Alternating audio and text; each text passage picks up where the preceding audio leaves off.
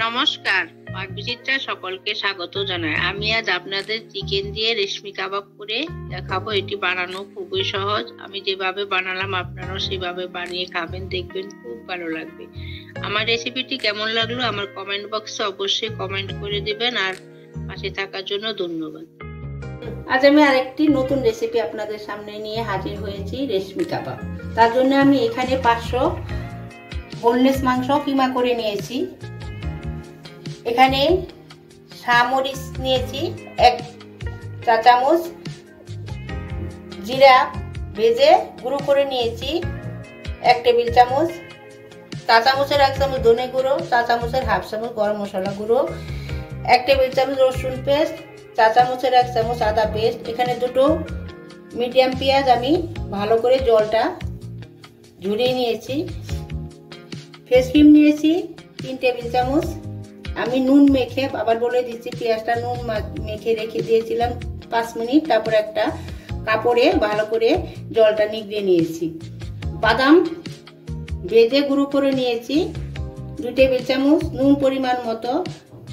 7টা কাঁচা লঙ্কা আমি একটু দেখুন চপারে গ্রেট করে নিয়েছি। এখানে বাটার নিয়েছি দুটো ছোট ছোট কিউব, একটা ফয়েলিং পেপার আমি কেটে নিয়েছি, আর কাঠকয়লা নিয়েছি। ধনেপাতা নিয়েছি কিছু কুচি করে কেটে ভালো করে জলটা ঝরিয়ে নিয়েছি। চামচের হাফ চামচ চাট মশলা নিয়েছি। আর আমি কিমার মধ্যে সবকিছু দিয়ে দিচ্ছি। বাটার দিলে কাবাবটা খেতে ভালো হবে এবং সফট হবে। কাঁচা লঙ্কাটা দিয়ে দিচ্ছি, আদা রসুন পেস্ট দিয়ে দিচ্ছি,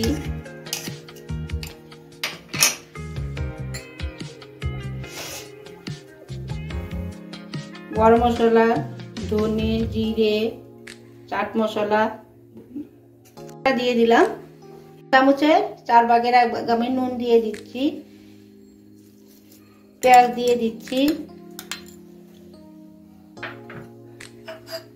ধনেপাতা কুচি দিয়ে দিচ্ছি, বাদাম গুঁড়ো দিয়ে দিচ্ছি, 3 টেবিল চামচ ফ্রেশ ক্রিম দিয়ে দিচ্ছি।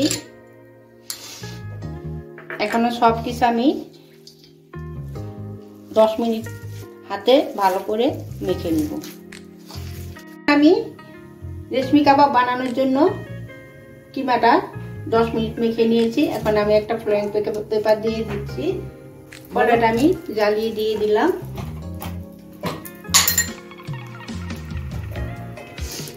একটু ঘি দিয়ে দিচ্ছি।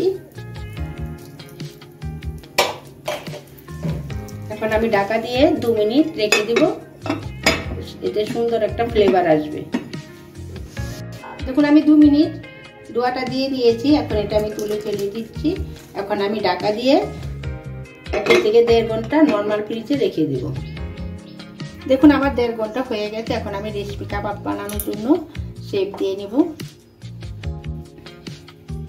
এখন আমি কাবাবের শেপ দিয়ে নিব। আমি হাতে একটু হালকা তেল মাখিয়ে নিয়েছি, সাদা তেল। আগে গোল করে নেব, তারপর একটু চেপটা করে শেপ দিয়ে নিব।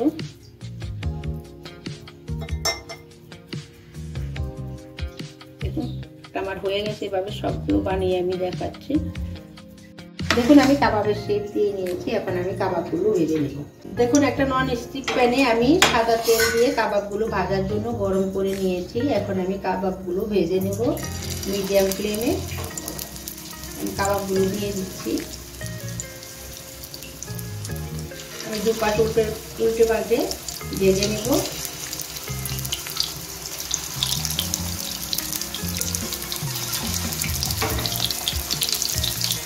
আমি কটা প্রথমে ভেজে নিচ্ছি, 5টা না 6টা বাজে আমি আপনাদের দেখাচ্ছি। দেখুন আমার এক পাশ হালকা হালকা ব্রাউন হতে শুরু করেছে। এখন আমি উল্টিয়ে দিচ্ছি। উল্টিয়ে 2 পাশ ভালো করে ভেজে নিচ্ছি। গ্যাসটা আমি মিডিয়ামে রেখেছি। দেখুন আমার কাবাবগুলো ভাজা হয়ে গেছে। আমি এখন নামিয়ে নিচ্ছি। আমি পরে বাকিগুলো ভেজে নিচ্ছি, একইভাবে দিয়ে দিচ্ছি। গ্যাসটা মিডিয়ামে রেখেছি।